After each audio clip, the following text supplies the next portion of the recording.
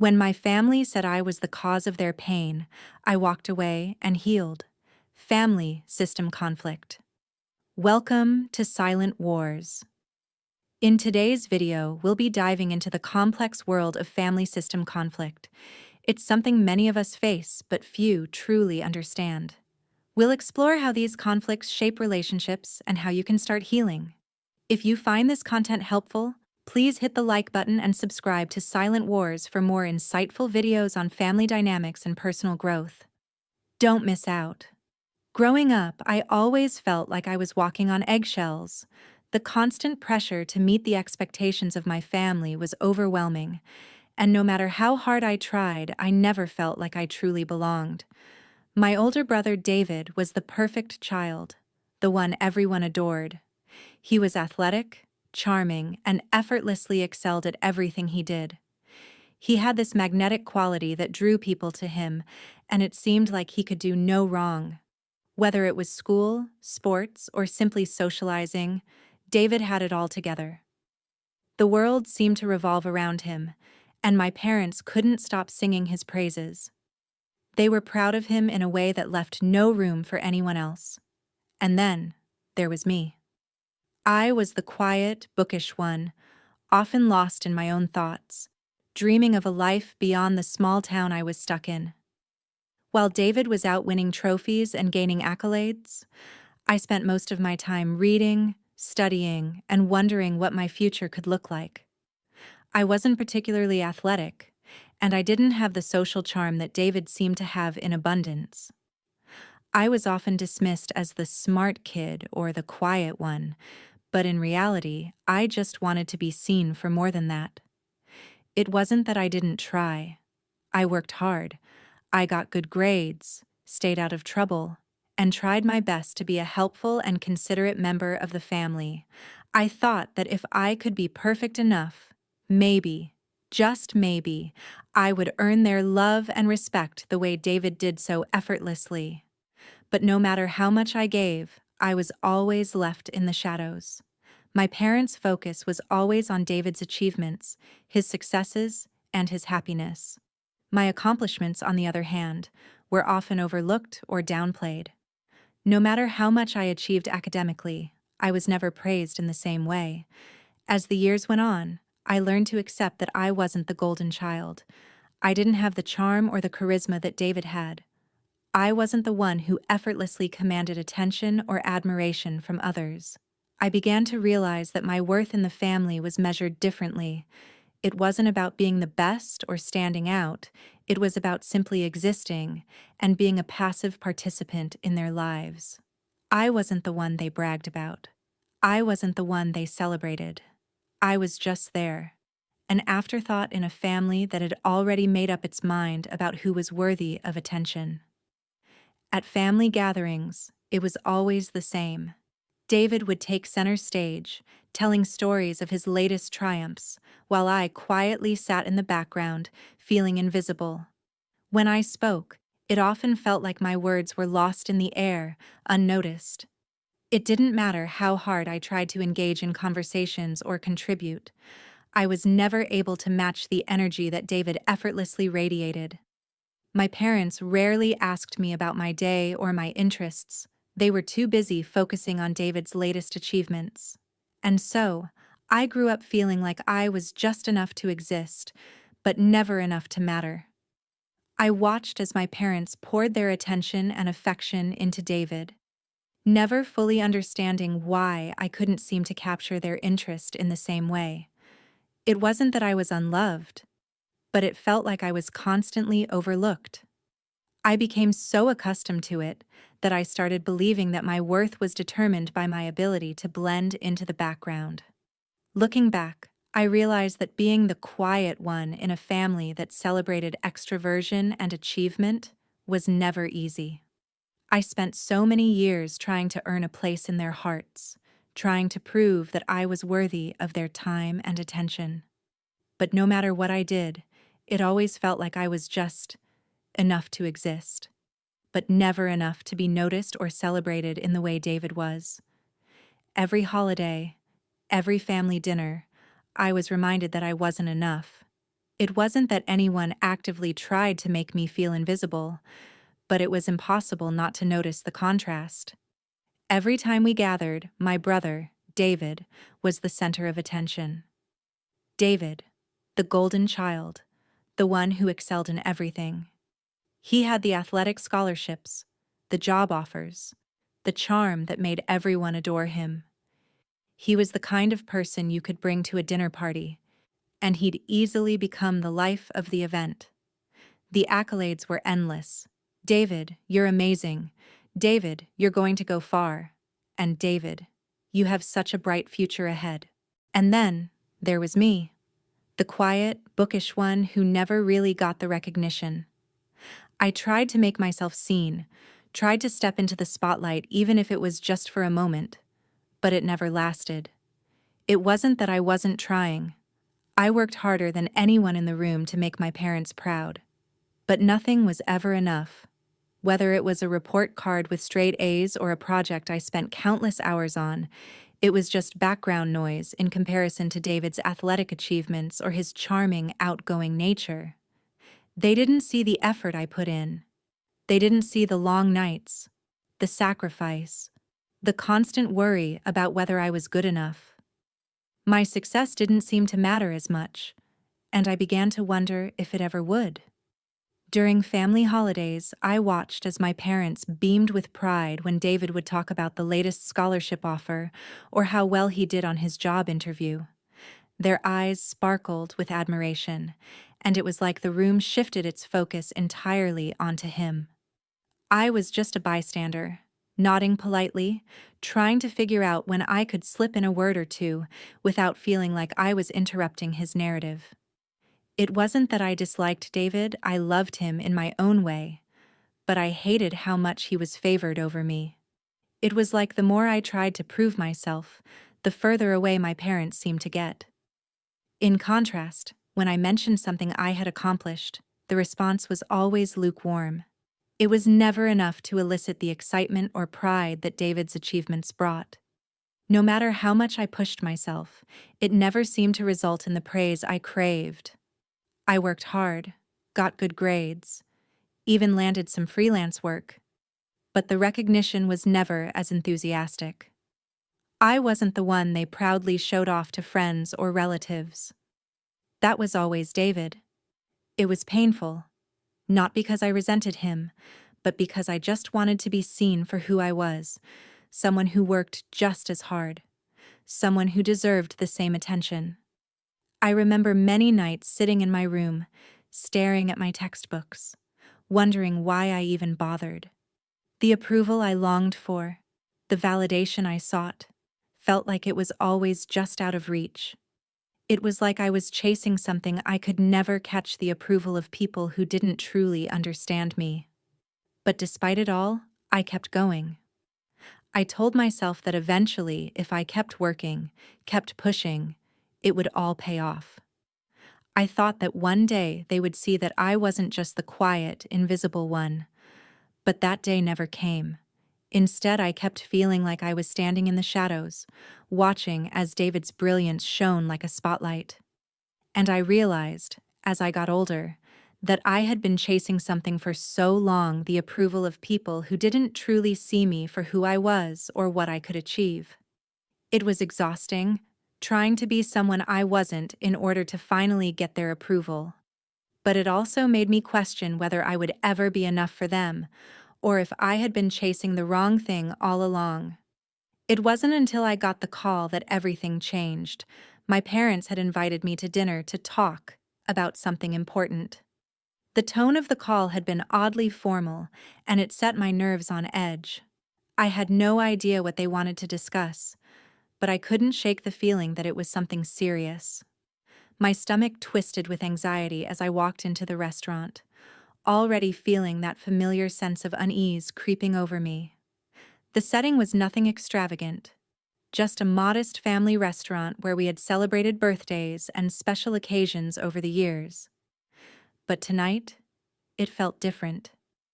The usual warmth that came with our family dinners seemed to have evaporated, replaced with a coldness that I couldn't quite pinpoint.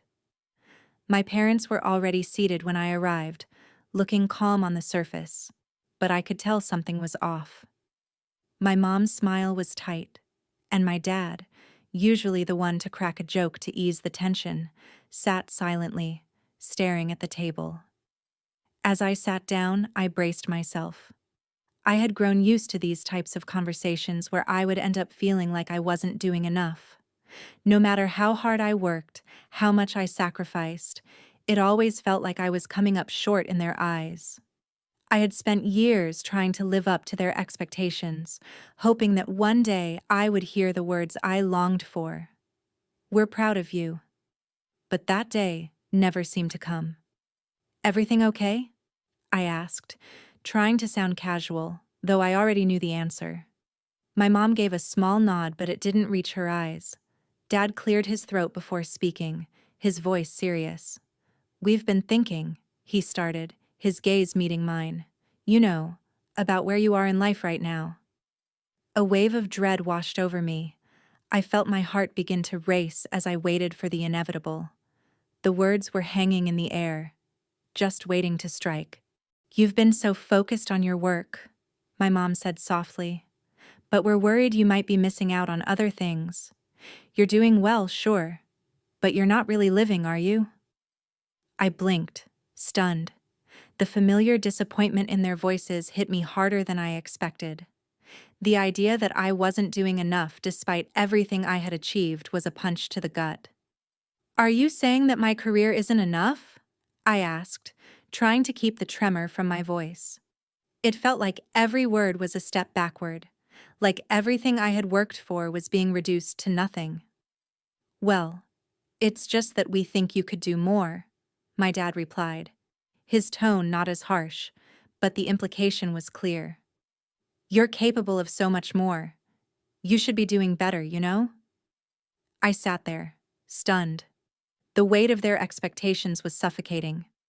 I had spent years climbing, working tirelessly to build a future I thought would make them proud. And yet, it was never enough. It was always, "You can do more." I could feel the familiar frustration building within me, but I didn't know how to express it. The person I had become, the life I had worked so hard to build, didn't seem to matter. I wasn't doing enough. I wasn't living the way they wanted me to. My stomach churned with a mix of anger and sorrow as I tried to process what they were telling me.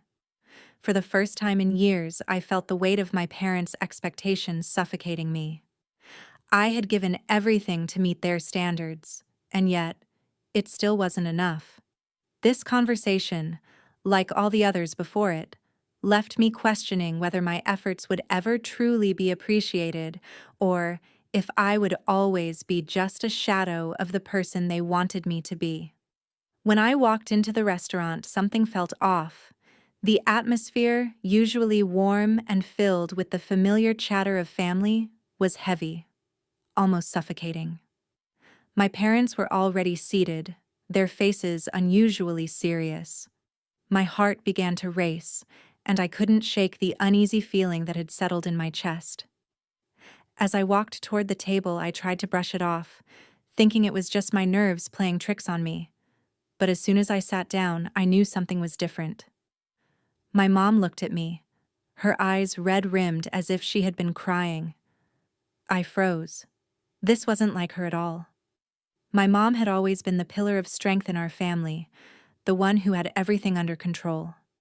Seeing her like this, so vulnerable, immediately put me on edge.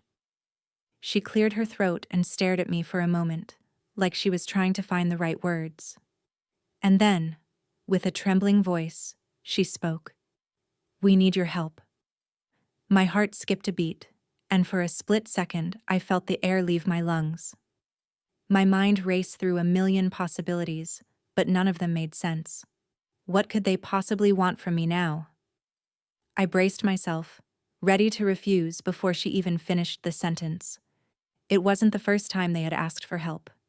Over the years, I'd been expected to step in and fix things, to be their savior in times of need. But not this time. I wasn't the one they could rely on anymore. But then she spoke again, and the words that came out of her mouth hit me like a punch to the gut. David's gotten into some trouble. He's in debt, and we don't know where else to turn. David, my older brother, the golden child, the one who could do no wrong in their eyes, the one who always had everything handed to him, the one who had never had to fight for anything, and the one who always seemed to get out of every situation unscathed. He had always been the one to get the praise, the attention, the love. And now he was in trouble, and they were turning to me, the one they had always overlooked. I felt my blood run cold. Of course David was in trouble. Of course it was David who needed saving. It was always him, wasn't it? And here I was, once again, being asked to be the responsible one, to bail him out of a mess he had gotten himself into. The frustration and anger bubbled up inside me, but I held it in check.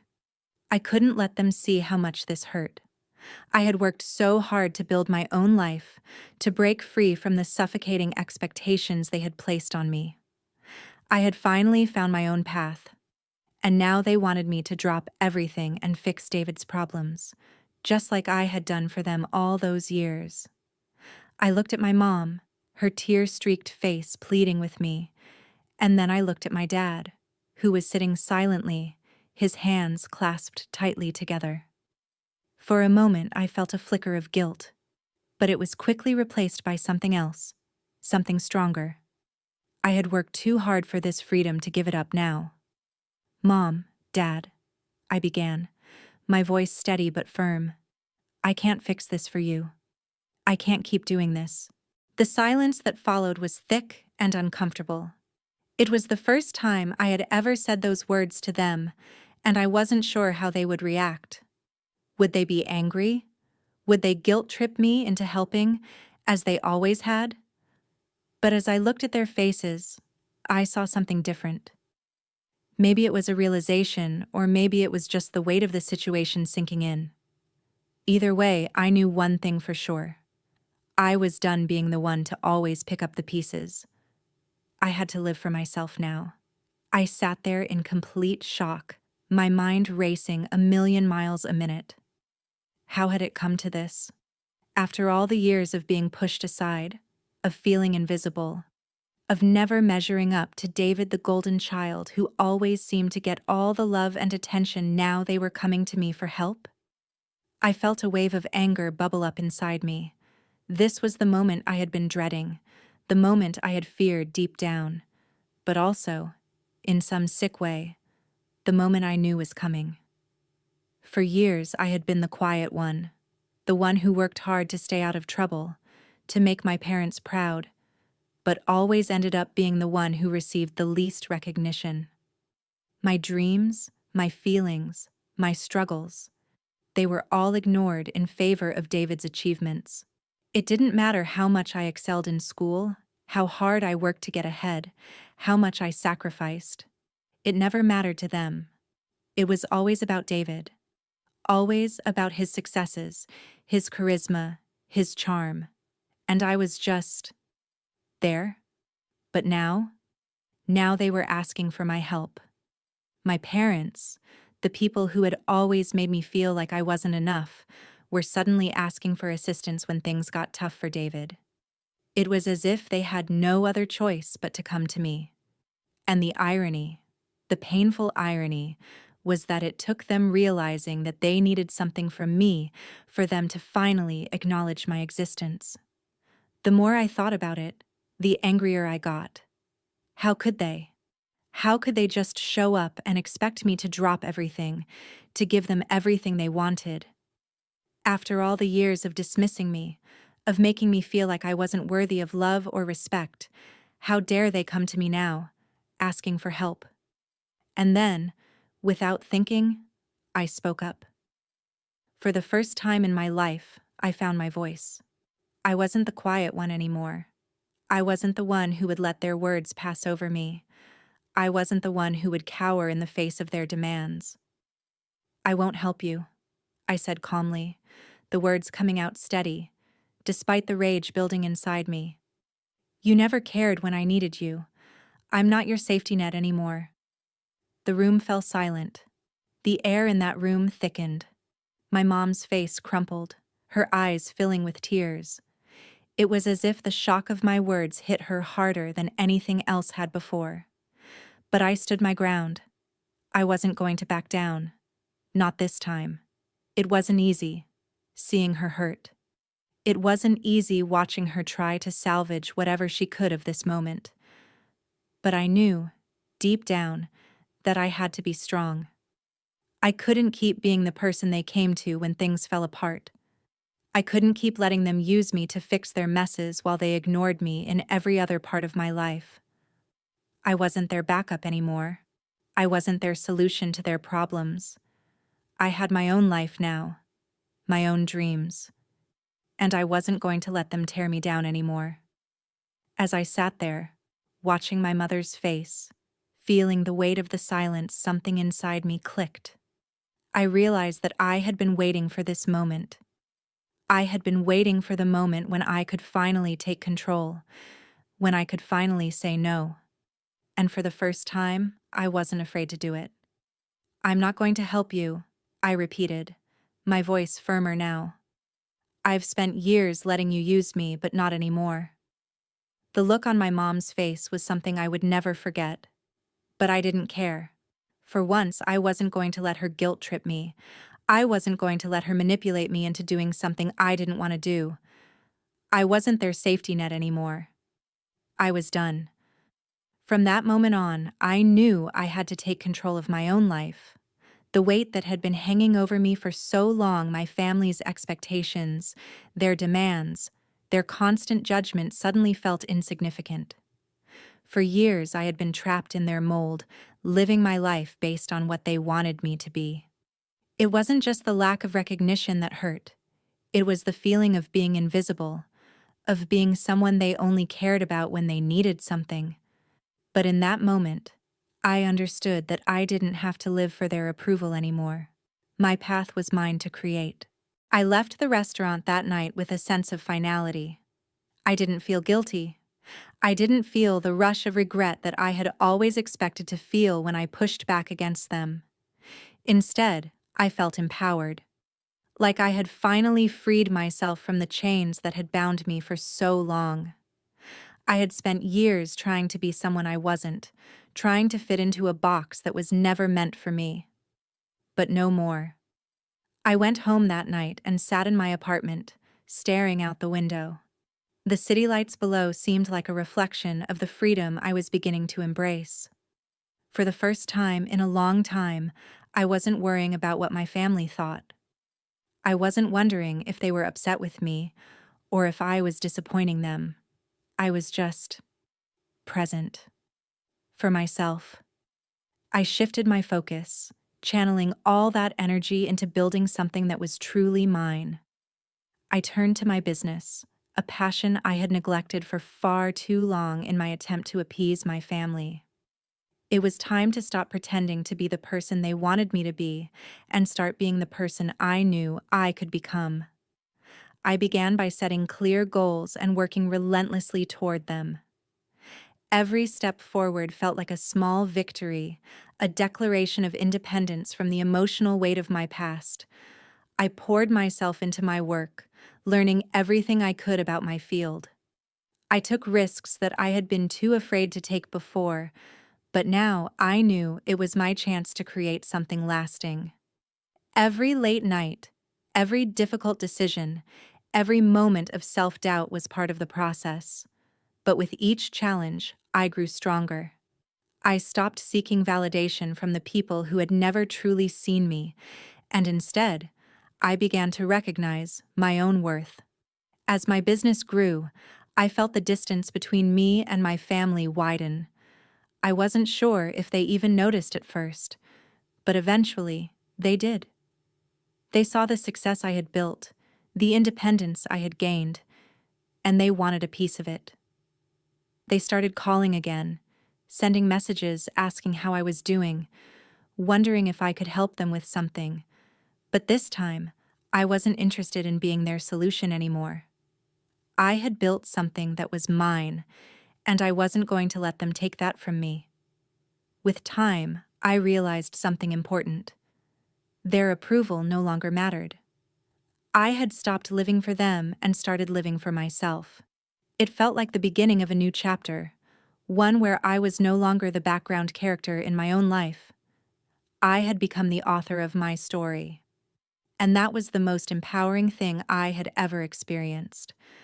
I wasn't defined by their expectations anymore. I wasn't the quiet, invisible one anymore. I was the person who had taken control of their own destiny, and that was all I ever needed to be. As time went on, I began to realize something profound. Letting go of my family, though painful and difficult, wasn't the end of my story. In fact, it was the beginning of a new chapter 1 where I could finally breathe, live, and thrive without constantly seeking approval from those who had never truly seen me for who I was. The weight of their expectations and judgment had held me back for so long, but the moment I let go, I started to feel a sense of freedom that I had never known before. For years, I had carried the burden of trying to be the person my family wanted me to be.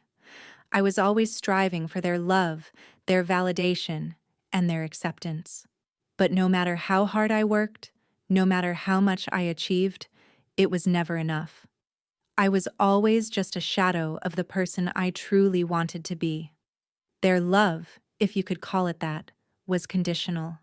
It was tied to what I could provide them, how well I met their needs, and whether I fit into their mold. They never acknowledged the struggles I went through, the sacrifices I made, or the person I was becoming. When I finally walked away, I didn't just leave behind a toxic environment. I also left behind a version of myself that was defined by their expectations. I stopped apologizing for the success I had worked so hard to achieve. For the first time, I allowed myself to be proud of what I had built. And as I started to rebuild my life, I realized that I didn't need anyone's permission to live it. My success was mine, not theirs to claim or criticize. The first few months after I let go of my family were the hardest. There were moments when I questioned my decision, moments when I wondered if I was being too harsh or too unforgiving. But then I remembered how they had treated me, how I had been invisible to them, how my achievements were never enough, how their love always seemed to come with strings attached. And in those moments of doubt, I would remind myself that I had made the right choice. I had chosen myself. I began to surround myself with people who genuinely cared about me. I built a support system made up of friends and mentors who saw my worth and respected my boundaries. These were people who celebrated my successes, not with jealousy or resentment, but with genuine joy. They didn't expect anything from me. They simply wanted to see me succeed because they believed in me. For the first time in my life, I felt like I truly belonged. The more time passed, the more I realized that success isn't just about achieving external goals. It's about the internal growth that happens when you choose yourself over the toxic relationships that hold you back.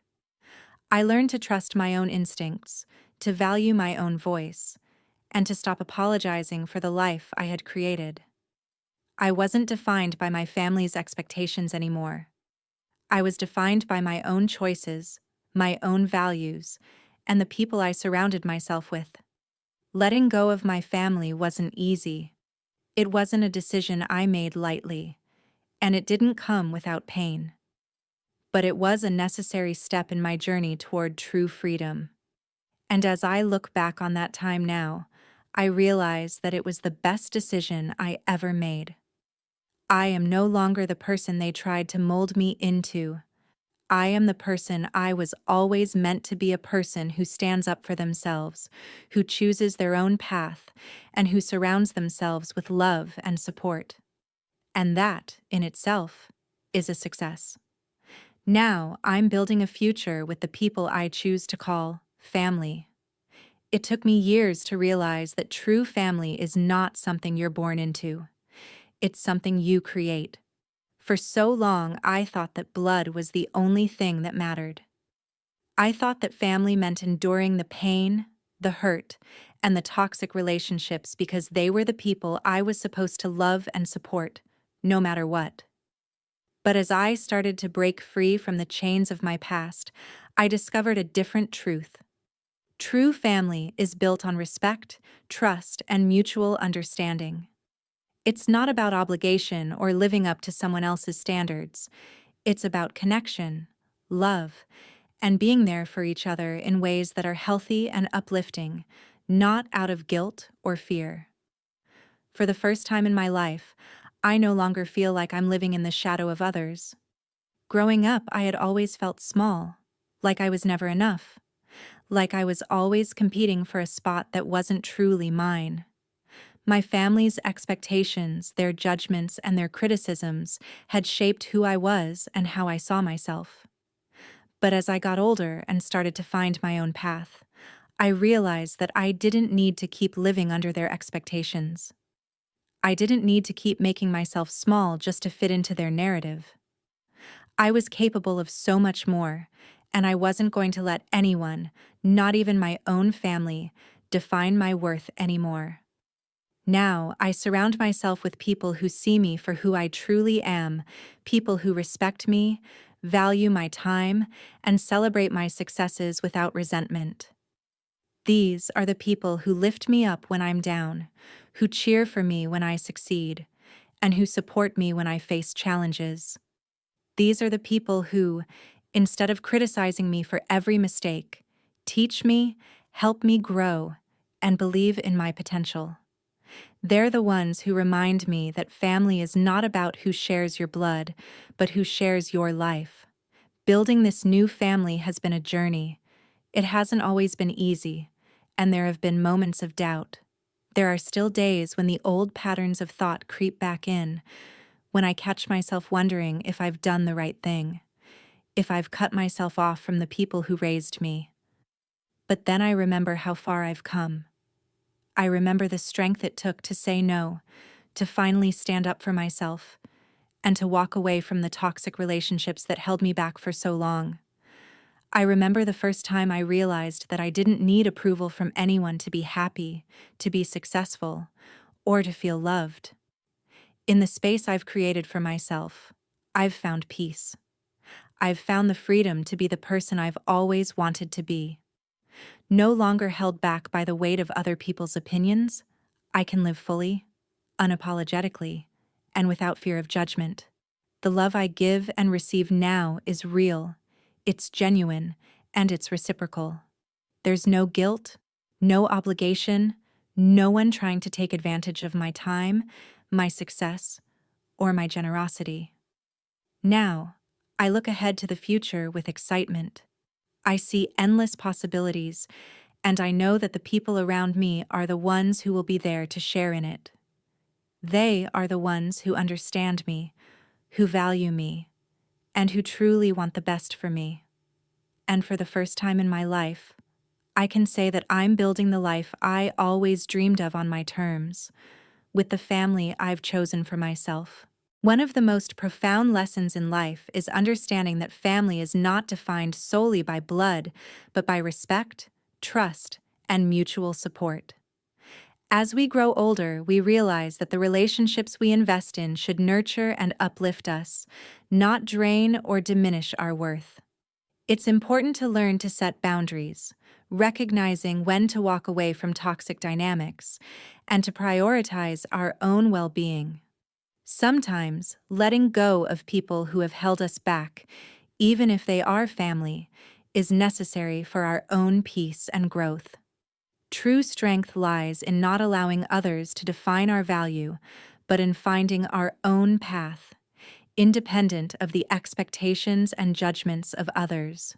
Building a life based on these principles of self-respect and mutual respect in relationships can bring a sense of freedom and fulfillment, especially in our later years. Life is too short to live under the shadow of others, constantly trying to please or meet unrealistic expectations. The key is to embrace your worth, cherish the relationships that truly matter, and let go of those that no longer serve your happiness or peace of mind. This approach helps in creating a life that is both meaningful and peaceful, allowing us to enjoy the simple joys of being true to ourselves. Thank you so much for watching. We hope today's video helped you understand more about family system conflict and its impact. If you enjoyed this content, please remember to like and subscribe to Silent Wars for more videos like this. Your support means a lot to us.